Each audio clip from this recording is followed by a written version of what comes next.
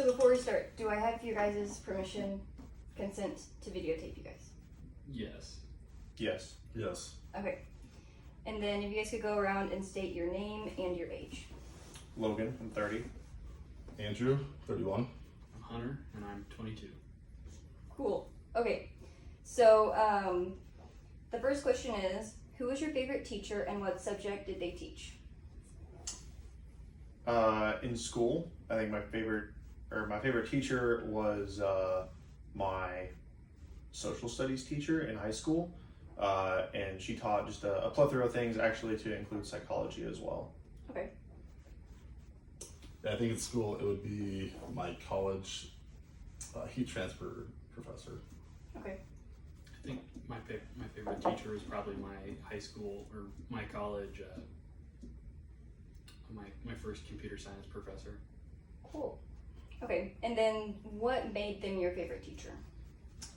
Just their approach to people and their teaching method. It wasn't just visual and auditory instruction. There was applicable practical exercises involved, and they communicated well. They treated everybody in the class as equals and with respect, and that was a big thing when you're a teenager.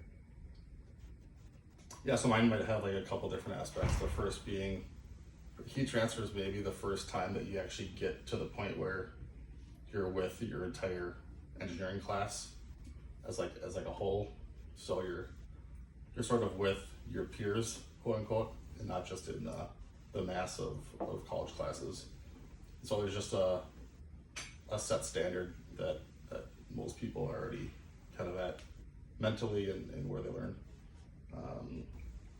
So my heat transfer professor, he's a big advocate to like global warming, but the actual math behind it is like a bunch of publications. He wrote a heat transfer book, and so he just walk in with a notepad and then just teach heat transfer. And like he just give you sort of like the overarching like concept of like, this is what we're gonna discuss today, but then he actually bring it around to like, hey, this is how you'd actually use it to go calculate something useful, and then you can go off, and a lot of the work was more just you can complete it on your own, and it's pretty free form. So as long as it was a hard enough problem, like you got credit. Cool. I think what made my professor my favorite was that all of the instruction was very, it was a lot of like demonstrations of how to apply, whatever concept. It wasn't very notes based. It was a lot of like, they talk about it and then they show us an example. And I thought that was really instrumental in building my understanding of those concepts. Okay. Awesome. And then who was a teacher that was difficult for you to work with? My high school trigonometry teacher, Mr. Sweaty Bob Carnes. Okay. That's a hard one. I think probably every grade school and high school teacher I had, and probably the first year of college, just because it was just a lot of memorization. It wasn't really conducive to actually thinking through how problems are solved. I think my least favorite professor was probably the professor I had discrete structures 2 with here at WSU. Cool. Okay. And so, what were like the key things that made that situation difficult when learning from that teacher, or plural teachers? I think at the time I was maybe mentally or maturity wise unprepared for their teaching method. It was very independent, and you'll do things my way, but you have to figure it out by yourself as well. And it just didn't jive with who I was and the way that I was able to learn things, and it caused me to lose a lot of interest in the topic as well. So I lost a lot of motivation. Yeah, so I think the big issue I had growing up was teachers are very black and white in how they want you to learn and for how they want you to demonstrate that you know something. And so like that's not true in the real world. So like I really had a big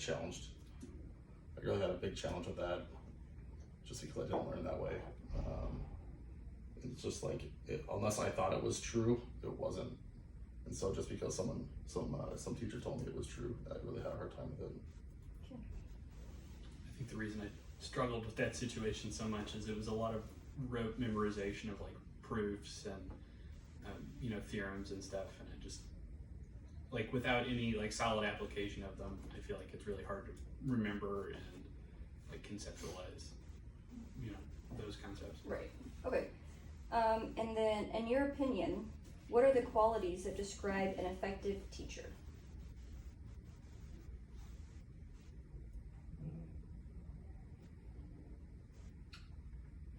Flexible, good communicator,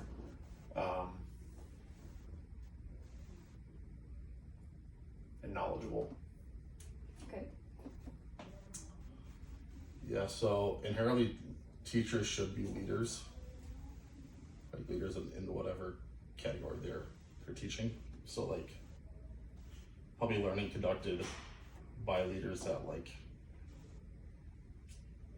value like more reflective thought in general, new patterns of thinking, and then just like suspending most assumptions and making you go from nothing to actually getting you to the answer, instead of like baking in a bunch of assumptions about the world that may or may not be true. Cool. I really prefer teachers and professors that come across as people. Like if I feel like I can relate to them in some way, I think it makes the content a little more digestible, because I see them as like somebody that's trying to teach me something instead of just like an obstacle to overcome to get my degree or my diploma or whatever. Yeah. Okay. Well, thank you guys. I appreciate your time.